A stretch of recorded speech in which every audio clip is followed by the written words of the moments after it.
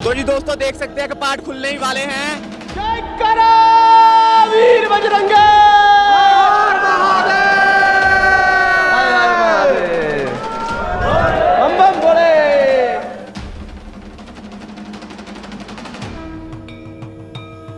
हर महादेव।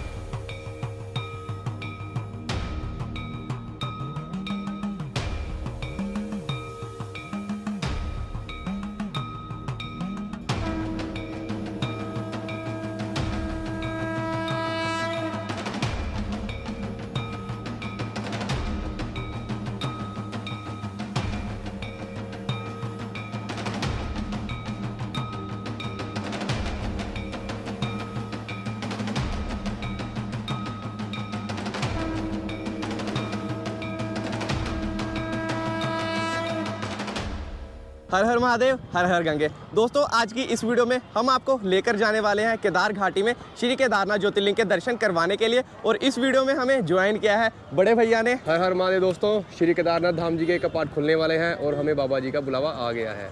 तो केदारनाथ जाने के लिए सबसे पहले आपको हरिद्वार आना पड़ता है और हरिद्वार से आप शेयरिंग टैक्सी या फिर बस लेकर सोनप्रयाग पहुंच सकते हैं और फिर सोनप्रयाग से गौरीकुंड और गौरीकुंड से आपका मेन ट्रैक स्टार्ट होता है केदारनाथ धाम के लिए। पर हम दोपहर में 2 बजे हरिद्वार पहुंचे हैं और दोपहर में बसेज अवेलेबल नहीं होती सोनप्रयाग जाने के लिए। बट हम ट्राई कर सकते हैं कि हम शेयरिंग टैक्सी ले लें। अगर तो हमें शेयरिंग टैक्सी मिल जाती है तो हम आज ही सोनप्रयाग के लिए रवाना हो जाएंगे। अदरवाइज आज की नाइट हमें हरिद्वार में स्टे करना पड़ेगा और फिर कल अर्ली इन दी मॉर्निंग हम पहली बस पकड़ेंगे सोनप्रयाग के लिए और फिर पहुंच जाएंगे सोनप्रयाग और कल करेंगे फिर बाबा केदारनाथ के लिए यात्रा शुरू।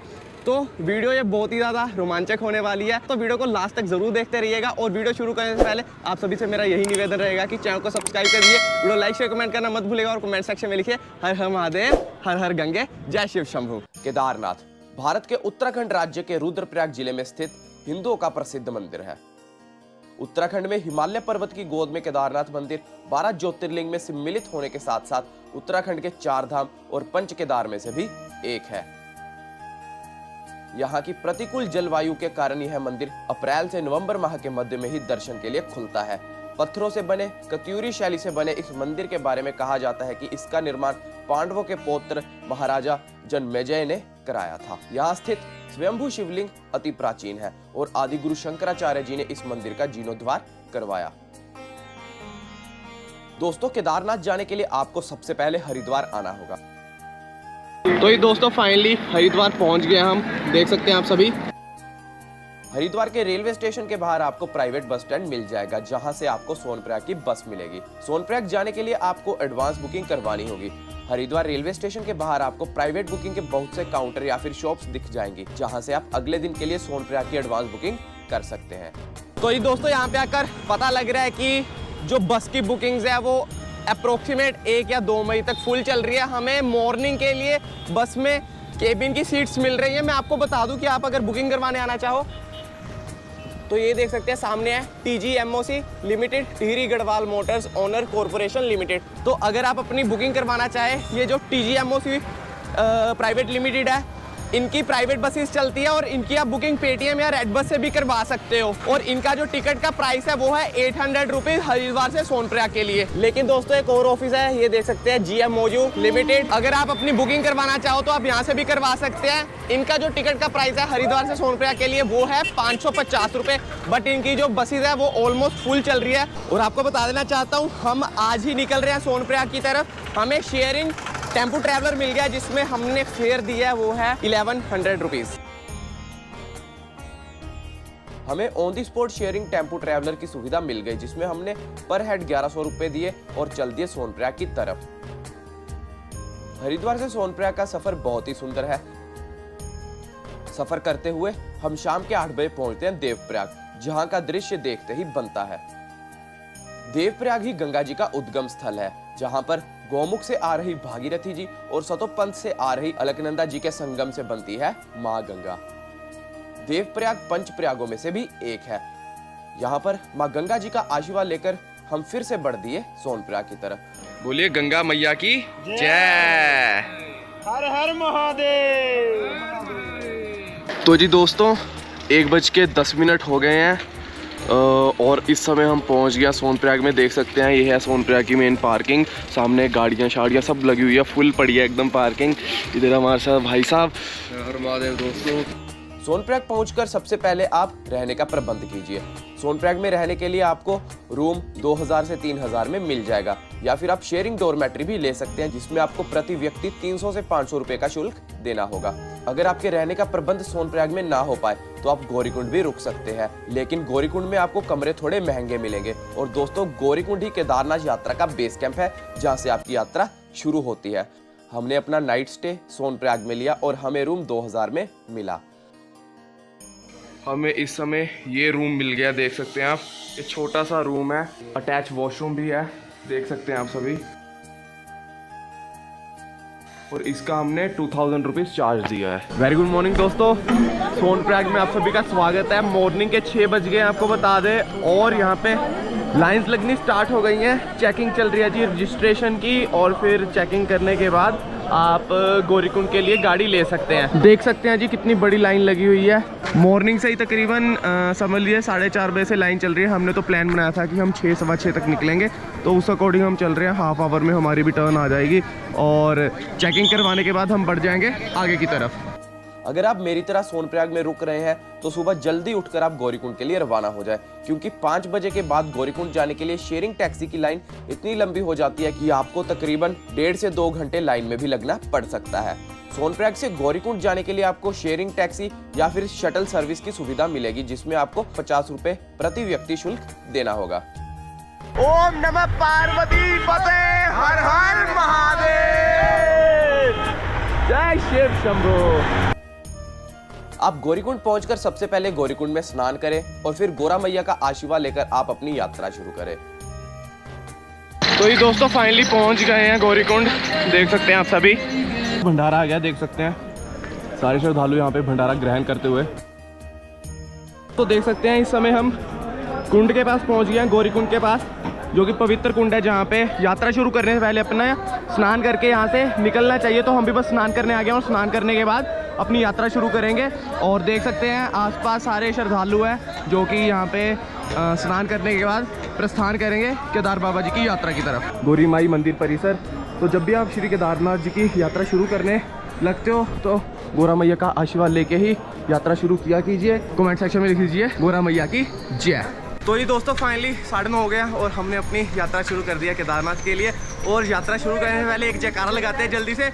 ओम नमः पार्वती पते, हर हर महादेव, हर हर महादेव। चलिए जी यात्रा अपनी शुरू करते हैं। और ये देख सकते हैं यहाँ पे प्रीपेड काउंटर, घोड़ा खच्चर गौरीकुंड। अगर आप यात्रा के लिए घोड़े या खच्चर करना चाहो तो यहाँ पे घोड़ा खच्चर पड़ाव है, और फिर यहाँ से आप घोड़ा खच्चर करके केदारनाथ के लिए जा सकते हैं।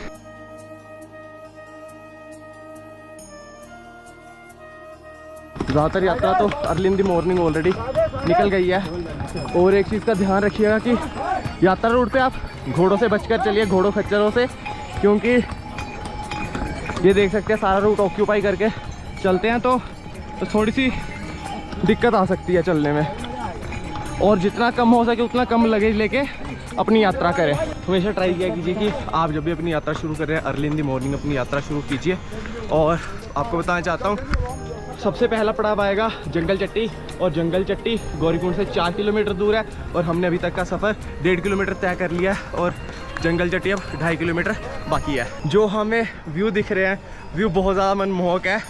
सामने केदारनाथ धाम पर जो बड़े बड़े पहाड़ है, सारा टोटली एकदम सफ़ेद हो रखा है। तो जी देख सकते हैं यात्रा के दौरान जंगल चट्टी से पहले आपको फर्स्ट एड पोस्ट मिल जाती है। अगर आपको कोई भी मेडिकल फैसिलिटी की ज़रूरत हो तो आप यहाँ पे ले सकते हैं। और आगे देख सकते हैं, आगे है भैरव बाबा जी का मंदिर, ये आप सामने देख पा रहे होंगे। जल्दी से चल के भैरव बाबा जी के दर्शन करते हैं। बोलिए भैरव बाबा की जय। अभी जंगल चट्टी भी नहीं पहुँचे हैं, जो कि 1/4 हिस्सा है केदारनाथ यात्रा का। मेरे साथ है सचिन, जो कि थोड़ा थका थका लग रहा है। थका थका तो मैं भी लग रहा हूँ, पर इसके पास बैग थोड़ा भारी है। तो कल दर्शन करके ही हम नीचे आएंगे, तो नाइट स्टे करना है, इसलिए रात के लिए गर्म कपड़े और कुछ सामान लेके जा रहे हैं, जिसकी वजह से हमारे बैग भारी हैं। पर आप ऐसा ना करें, आप मिनिमम से मिनिमम बिल्कुल कम से कम लेके आए बैग, ताकि आपको यात्रा करने में कोई कठिनाई का सामना ना करना पड़े। तो जी दोस्तों देख सकते हैं इस समय हम जंगल चट्टी में पहुंच गए हैं। 11 ऑलरेडी हो गए हैं और हमें जंगल चट्टी तक पहुंचने में 1.5 घंटा लग गया। थोड़ी देर जंगल चट्टी में आराम करते हैं, फिर हम अपनी यात्रा आगे के लिए प्रस्थान करेंगे और आगे जाके फिर हम होल्ड लेंगे रामबाड़ा में। तो ये दोस्तों यात्रा अभी तक बहुत बढ़िया चल रही है हमारी,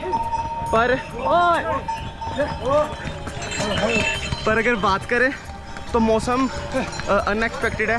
कभी हल्की हल्की बारिश हो रही है, कभी धूप आ रही है तीखी वाली।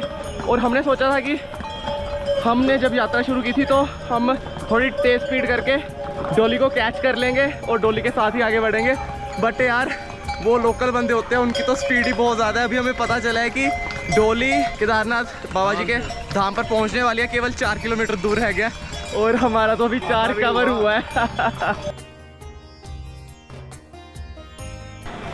वाह क्या अद्भुत नज़ारा है। जय भोलेनाथ, जय भोलेनाथ सबके साथ। तो ये दोस्तों देख सकते हैं इस समय हम भीमबली में पहुंच गया और बार बार अनाउंसमेंट ये हो रही है कि अगर आपकी ऊपर रहने की व्यवस्था है तभी आप आगे बढ़े। गर्म कपड़े हैं आपके पास, सारा पूरा प्रॉपर आपके पास सामान है, तो नहीं तो वो कह रहे हैं आधा घंटा भी रहना मुश्किल हो जाएगा, इतनी ठंडा ऊपर। वैसे लग भी रहा है अभी हम भीमबली पहुंचे हैं तो इधर बहुत ज़्यादा ठंडा है, और ऊपर जाके तो और ज़्यादा हो जाएगी। तो ये दोस्तों देख सकते हैं रामबाड़ा से होकर जाने के लिए 2 मार्ग शेष है। एक तो रास्ता ये सामने से जा रहा है और एक रास्ता आप इधर से देख सकते हैं जो कि नया बनाया गया था। और आप सबके मन में शंका होगी कि कौन सा मार्ग चूज़ करना चाहिए, तो मैं आपको बता दूं जो ये रूट जा रहा है ये रूट स्टीप कम है, चढ़ाई इसकी कम है, पर ये रास्ता लंबा बहुत है। और जो दूसरा मार्ग आप देख रहे हैं जो सीधा जा रहा है वो रास्ता आगे जाके मंदाकिनी रिवर को क्रॉस करके दूसरे पहाड़ पर चला जाएगा और इस रूट में आपको स्टीपनेस ज़्यादा मिलने वाली है। बस ये है कि इस रूट पे आपको शॉर्टकट मिलेगा और इस रूट पे आपको लॉन्ग कट मिलेगा, तो अपने अकॉर्डिंग आप जो रास्ता है वो चूज़ कर सकते हैं। जय श्री केदार। तो ये दोस्तों 1 बज गया और यहाँ पे हमारा लंच चल रहा है, देख सकते हैं आलू के परोठे खा रहे हैं सभी। 60 रुपये का परोठा है और जो इसका प्राइस है वो है 60 रुपीज़ पर परोठा। और अगर आप राजमा राइस खाना चाहो तो हाफ प्लेट है 100 रुपीज़ की और फुल प्लेट है 150 रुपीज़ की। और जी अब हम पुल क्रॉस करके उस पार जाएंगे। देख सकते हैं जी इधर है मंदाकिनी जी। मंदाकिनी आगे जाके रुद्रप्रयाग में अलकनंदा जी के साथ इनका संगम हो जाता है। 16 जून 2013 का वो दिन जिसे लोग आज भी भुला नहीं पाए हैं, जिस दिन केदारनाथ में आपदा आने के कारण हाहाकार मच गई थी और इसके निशान आज भी मौजूद हैं। तो ये दोस्तों ये देख सकते हैं ये है रामबाड़ा, जो कि 2013 की आपदा के बाद एकदम तहस नहस हो गया था। देख पा रहे हैं यहाँ पे पहले बहुत बड़ी मार्केट हुआ करती थी। जो भी श्रद्धालु यात्रा पे जाते थे या यात्रा करके वापस आते थे उनके लिए मेन होल्ड हुआ करता था, बट आप देख सकते हैं इस रामबाड़ा का अब नामो निशान नहीं रहा है।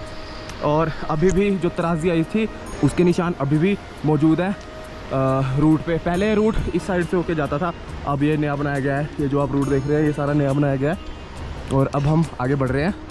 मैंने जो आपको रामबाड़ा से पहले 2 रूट दिखाए थे जो कि डाइवर्ट हो रहे थे अलग अलग साइड से, वो इस पॉइंट पे आके मिल जाते हैं और यहाँ से एक रास्ता ही हो जाता है यात्रा के लिए। तो ये दोस्तों आप सभी से एक यही अनुरोध रहता है कि जब भी यात्रा पे आएँ तो अपनी रजिस्ट्रेशन हमेशा ऑनलाइन करवा के आ जाया कीजिए, क्योंकि जो ऑफलाइन रजिस्ट्रेशन होती है वो हरिद्वार में होती है, बट वहाँ पे लाइंस बहुत ज़्यादा लंबी लगी होती हैं।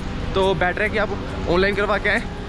GMPN की ऑफिशियल वेबसाइट से भी हो जाती है, अदरवाइज़ एक मैं नंबर भी मेंशन कर दूंगा, उस नंबर पे आप व्हाट्सएप पे हाई भेजिएगा तो आपको सारी डिटेल्स आ जाती है और आपकी जो रजिस्ट्रेशन होती है वो ऑन व्हाट्सएप ही हो जाती है। तो ये जैसे जैसे आगे बढ़ते जा रहे हैं वैसे वैसे ठंड भी इंक्रीज़ होती जा रही है। इस समय हमने छोटी लिनचोली को क्रॉस कर लिया है और यहाँ पे आके अब जो चढ़ाई है वो और ज़्यादा कठिन होने वाली है। व्यू कितना मनमोहक है, ग्लेशियर है सामने कितने बड़े बड़े, और एक ग्लेशियर को तो क्रॉस करके ही जाना पड़ेगा, बट होपफुली रास्ता बनाया हुआ है और एकदम यात्रा हमारी मज़ेदार चल रही है।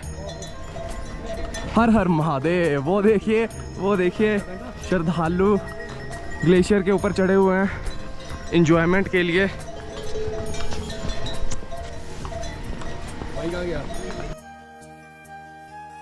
रास्ता बनाया हुआ है निकलने के लिए, अदरवाइज़ ये सारा ग्लेशियर पहले सड़क के ऊपर ही था। इस समय हम बड़ी लिनचोली को क्रॉस करते करते आगे बढ़ रहे हैं। जो आप प्रॉपर्टीज़ देख रहे हैं कुछ प्रॉपर्टीज़ इनमें से GMVN यानी कि गढ़वाल मंडल की है और कुछ प्रॉपर्टीज़ यहाँ पे प्राइवेट है। तो सुनने में तो ये आ रहा है, बोल रहे हैं कि हवा में बातें कर रहे हैं सभी की, ऊपर अभी टेंट शेंट सब फुल हो गए हैं। तो हमने यहाँ पे रुकने का पूछा था तो बोलते हैं टेंट में शेयरिंग बेसिस पे वैसे तो 500 रुपया लेते हैं, बट आप आज जितना देना चाहो आप दे सकते हो, क्योंकि बड़ी लिंचोली में ऑलमोस्ट सारे टेंट्स अभी के लिए खाली पड़े हैं। एक पॉइंट शेयर करना चाहूँगा आप सभी से कि अगर आप यात्रा पे आके घोड़े खच्चर करते हैं तो उससे ज़्यादा बेनिफिट रहता है कि आप हेलीकॉप्टर कर लें। हेलीकॉप्टर में आपका 4500 या 5000 में फाटा या सरसी से राउंड ट्रिप हो जाता है और टाइम भी कम लगता है। बुकिंग करवा के आएँ बस, क्योंकि यार घोड़े खच्चर बेचारे रास्ते में रोते रहते हैं तो देख के बहुत अजीब फील होता है। इन चीज़ों का ध्यान रखिए कि जितना आप कॉस्ट घोड़े खच्चर के लिए दे रहे हैं उतने में आपकी राउंड ट्रिप हो सकती है।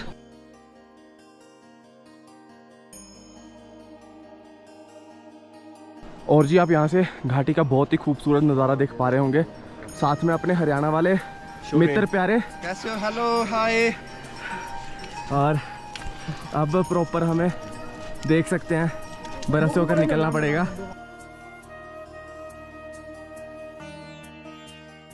देखिए जी, अब बीच में से निकलेंगे हम।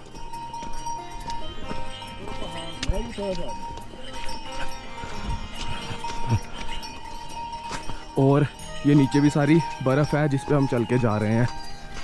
क्या बात है।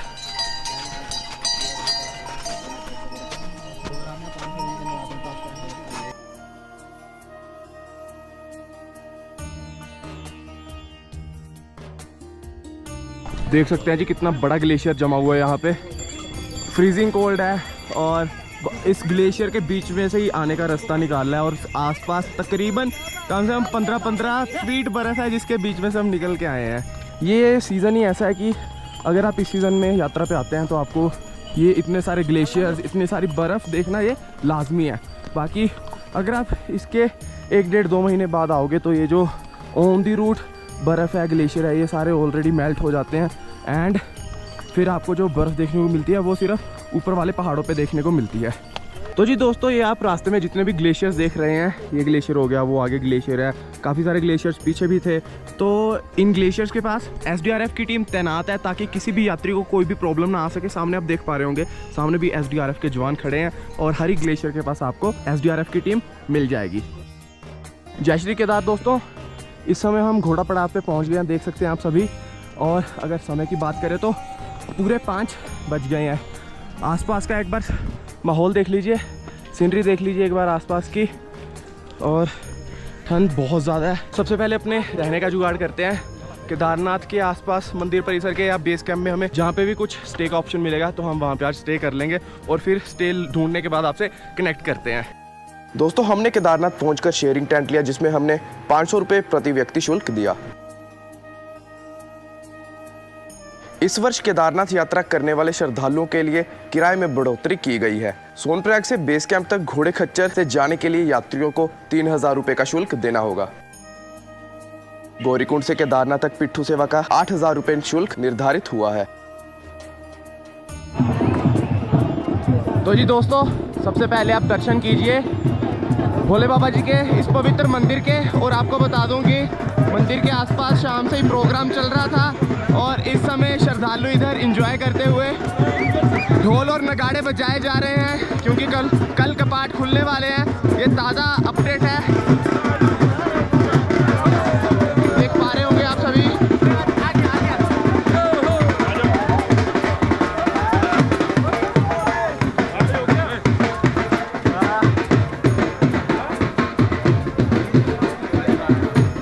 तो जी दोस्तों, आपको एक और अपडेट बता दूं कि जो कि रूम्स का प्राइस चल रहा है इस समय यहाँ पे, वो चल रहा है 7 से 10 हज़ार रुपये।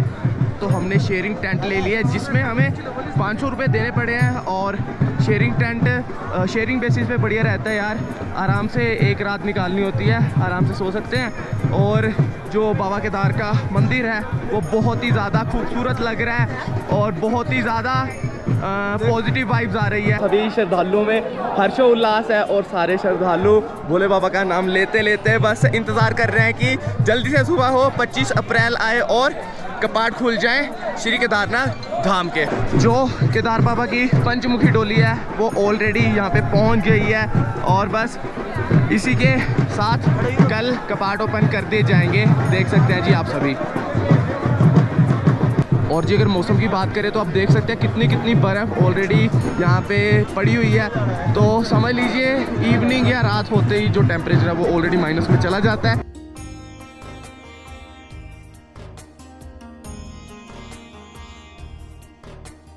जय श्री केदार दोस्तों, सुप्रभात। देख सकते हैं सुबह हो गई है और हम बाहर आ गए हैं अपने टेंट से, जा रहे हैं सीधा केदारनाथ मंदिर की तरफ। और ओपनिंग सेरेमनी का जो समय है वो बताया जा रहा है कि 6 बजे ओपनिंग सेरेमनी स्टार्ट हो जाएगी।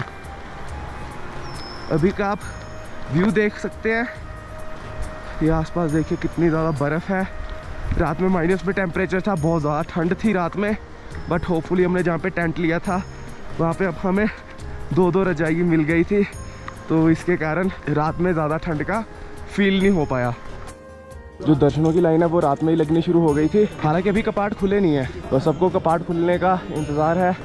और कमेंट सेक्शन में लिख दीजिए जय श्री केदार। 25 अप्रैल को आप बाबा केदारनाथ जी के मंदिर से लाइव दर्शन कर पा रहे होंगे, बाबा केदारनाथ जी के पवित्र मंदिर के। और 5:10 हो गए हैं, 6:20 पे कपाट खोल दिए जाएंगे। और देख सकते हैं पूरी तैयारी चल रही है, ओपनिंग सेरेमनी बस शुरू होने वाली है कुछ ही समय में।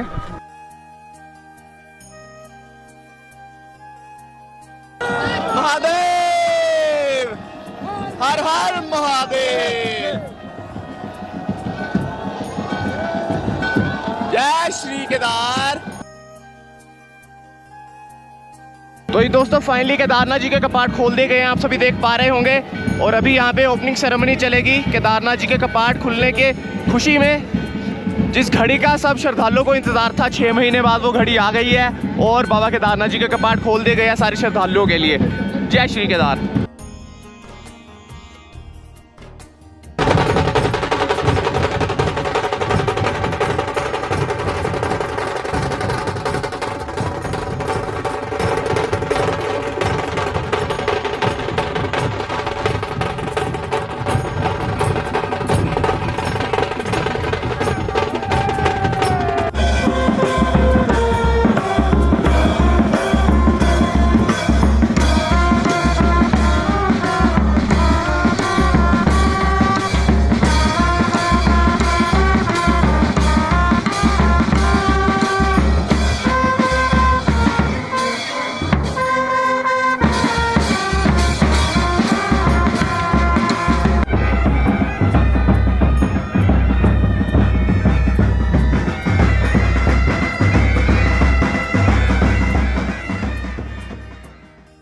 केदारनाथ की बड़ी महिमा है।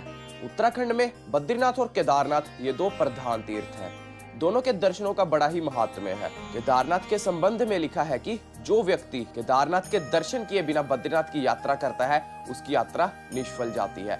और केदारनाथ सहित नर नारायण मूर्ति के दर्शन का फल समस्त पापों के नाश पूर्वक जीवन मुक्ति की प्राप्ति बतलाया गया है। महाभारत के युद्ध में विजय होने पर पांडव भ्रातृ हत्या के पाप से मुक्ति पाना चाहते थे, इसीलिए वे भगवान शंकर का आशीर्वाद पाना चाहते थे। लेकिन भगवान शंकर पांडवों से रुष्ट थे। भगवान शंकर के दर्शन के लिए पांडव काशी गए, पर भगवान शंकर उन्हें काशी में ना मिले। पांडव भगवान शंकर को खोजते हुए हिमालय तक आ पहुंचे। भगवान शंकर पांडवों को दर्शन नहीं देना चाहते थे, इसीलिए भगवान शंकर वहां से अंतर्ध्यान होकर केदार में जा बसे। दूसरी ओर पांडव भी लगन के पक्के थे। पांडव भगवान शंकर का पीछा करते करते केदार भी पहुंच गए। भगवान शंकर ने तब तक बैल का रूप धारण कर लिया और वे अन्य पशुओं में जाकर मिल गए। पांडवों को संदेह हो गया, अतः भीम ने अपना विशाल रूप धारण कर 2 पहाड़ों पर अपने पैर फैला दिए। अन्य सब गाय बैल तो भीम के पैरों के नीचे से निकल गए, लेकिन शंकर जी रूपी बैल नीचे से जाने को तैयार नहीं हुए। भीम बलपूर्वक इस बैल पर झपटे, लेकिन बैल भूमि में अंतर्ध्यान होने लगा। तब भीम ने बैल की त्रिकोणात्मक पीठ का भाग पकड़ लिया। भगवान शंकर पांडवों की भक्ति दृढ़ संकल्प देखकर प्रसन्न हो गए। उन्होंने पांडवों को तत्काल दर्शन देकर पाप मुक्त कर दिया। उसी समय से भगवान शंकर बैल की पीठ की आकृति पिंड के रूप में श्री केदारनाथ में पूजे जाते हैं। ऐसा माना जाता है कि भगवान शंकर बैल के रूप में अंतर्ध्यान हुए तो उनके धड़ से ऊपर का भाग काठमांडू नेपाल में प्रकट हुआ। अब वहां पशुपतिनाथ जी का प्रसिद्ध मंदिर है। शिव जी की भुजाएं तुंगनाथ में, मुख रुद्रनाथ में, नाभि मध्य महेश्वर में और जटा कल्पेश्वर में प्रकट हुई। इसीलिए इन 4 स्थानों सहित श्री केदारनाथ को पंच केदार कहा जाता है। यहाँ शिव जी के भव्य मंदिर बने हुए हैं। 2013 में चोराबाड़ी ग्लेशियर फटने की वजह से आई आपदा में इस भीमशिला ने मंदिर की सुरक्षा की थी और श्रद्धालुओं द्वारा आज भी इस भीमशिला की पूजा की जाती है। मंदिर प्रांगण के पीछे आदि गुरु शंकराचार्य जी की समाधि बनवाई गई है।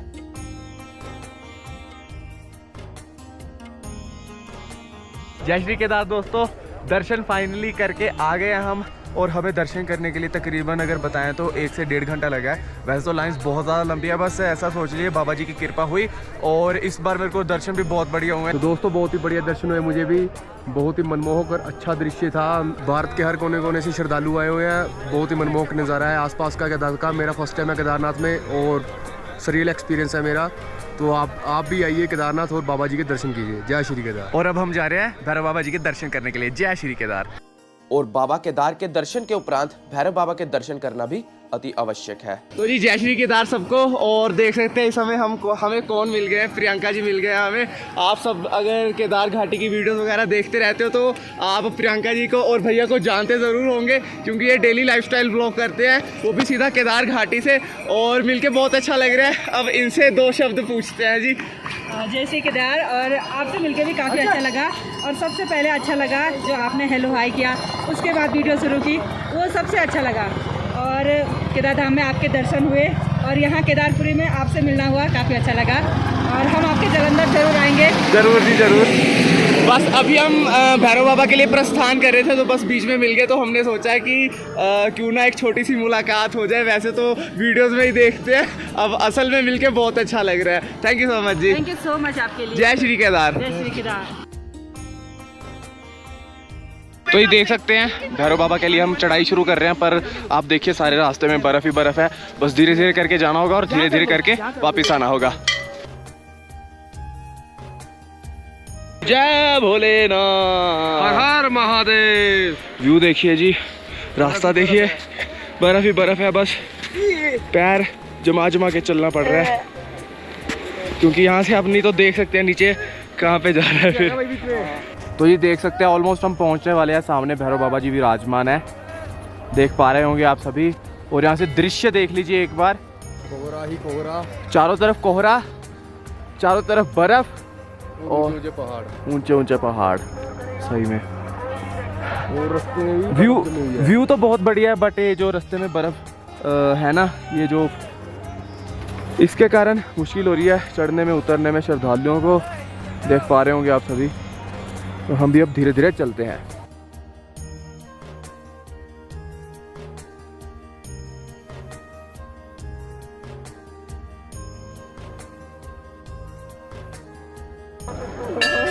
तो ये दोस्तों फाइनली दर्शन कीजिए भैरव बाबा के।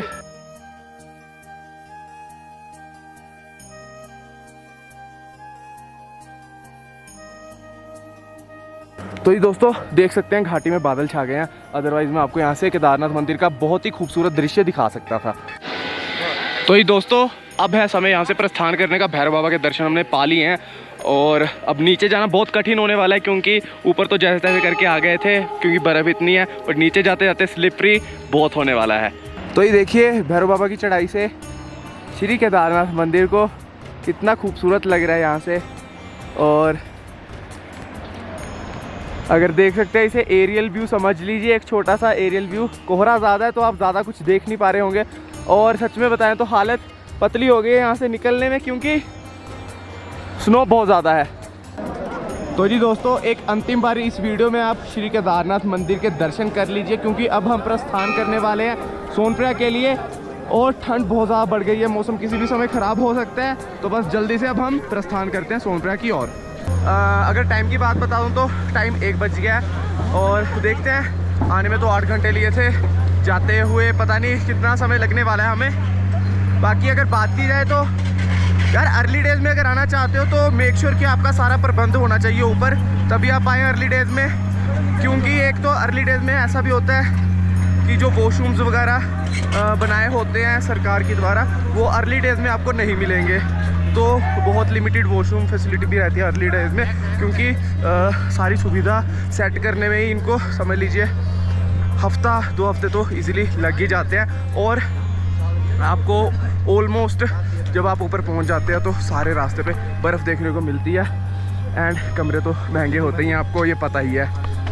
बाकी इस समय कुछ ऐसी हलचल है और ये अपने हरियाणा के भाई कैथल वाले और साथ में अपने बड़े भैया। कैसी रही यात्रा? यात्रा बहुत ही बढ़िया रही, बहुत ही अच्छा लगा हमें बाबा जी के दर्शन करके, और दर्शन भी बहुत अच्छे हो गए। बोलिए श्री केदारनाथ धाम की जय। हमें यहाँ केदारनाथ आके बहुत अच्छा लगा, यात्रा हमारी बहुत अच्छी रही। बर्फबारी बहुत हुई थी, यात्रा बहुत कठिन थी, पर भोले बाबा की दया से हम यहाँ पे पहुँच गए और अभी भोलेनाथ के दर्शन करके हम वापस घर जा रहे हैं। जो जय बोलो बाबा केदारनाथ की जय हो। तो ये देख सकते हैं घोड़ों का जाम लग गया है यहाँ पे। घोड़ों का क्या बताएं, इंसानों का भी जाम लग गया साथ में ही। तो जी यहाँ से तकरीबन आधे किलोमीटर आगे तक बहुत तगड़ा जाम लगा हुआ है। एक्चुअली पैसेज काफ़ी कम है निकलने के लिए, ऊपर से ग्लेशियर बहुत बड़ा है वहाँ पे, तो इसी कारण बहुत लंबा जाम लगा हुआ है। तो ये दोस्तों फाइनली देख सकते हैं हम गौरीकुंड में पहुँच गए हैं और अगर समय की बात करें तो ऑलमोस्ट 6 बजने वाले हैं, शाम हो गई हमें आते आते। फाइनली नीचे आ गए हैं हम और अभी हम गौरीकुंड से सोनप्रयाग के लिए टैक्सी लेके जाएंगे और आज की नाइट हम सोनप्रयाग में स्टे करने वाले हैं और फिर इसके बाद हमारी सवारी चल पड़ेगी बद्रीनाथ की तरफ। और अब वीडियो ख़त्म करने से पहले 2-4 इंपॉर्टेंट बातें कर लेते हैं कि बेस्ट सीज़न कौन सा रहेगा यात्रा करने के लिए। तो ये बेस्ट सीज़न देखिए, पहले 2 महीने यात्रा के और लास्ट 2 महीने बहुत भीड़ रहती है, पीक पे रहता है सीज़न। बट जो मिड के मंथ्स होते हैं, जब मानसून होता है, उस समय भीड़ बहुत कम रहती है, तो उस समय आप यात्रा कर सकते हैं। और अगर बता दें तो उस समय आपको गर्भगृह के अंदर भी जाने का मौका मिल सकता है। आप सबको मैं ये इन्फॉर्म करना भूल गया कि जब आप स्टार्टिंग में आते हैं तो आपको गर्भगृह में दर्शन नहीं हो पाते हैं, बाहर से ही आपको शिवलिंग के दर्शन करने दिए जाते हैं। गौरीकुंड से सोनप्रयाग जाने के लिए कितनी बड़ी लाइन है।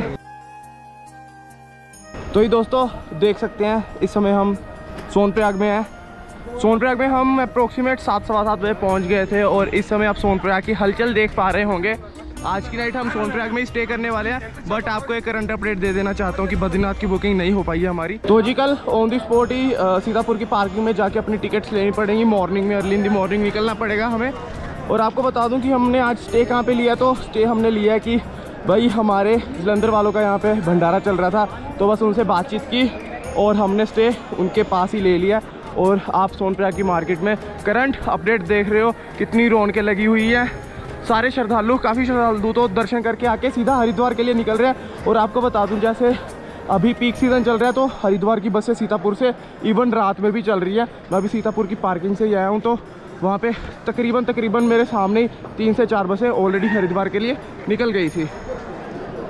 और ये है सोनप्रयाग से करंट अपडेट। क्या बताऊँ, दिक्कत तो हो गई है कि हमें बुकिंग नहीं मिल पाई है बस की, पर कोई बात नहीं, सब जुगाड़ हो जाएगा। तो ये दोस्तों ये थी आज की वीडियो। मैंने आप सभी को दर्शन करवाए हैं बाबा केदारनाथ जी के और आपको सारी यात्रा दिखाई है केदारनाथ जी की। और बस दिल्ली मनोकामना यही है कि बाबा केदार हमें बारंबार बुलाते रहे अपने दर्शनों के लिए, और बस इतना सा सौभाग्य हमें चाहिए।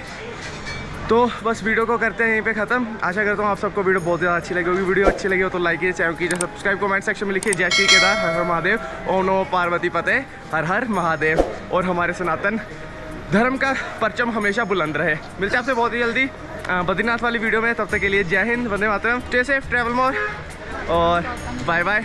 जय केदार, जय बद्री।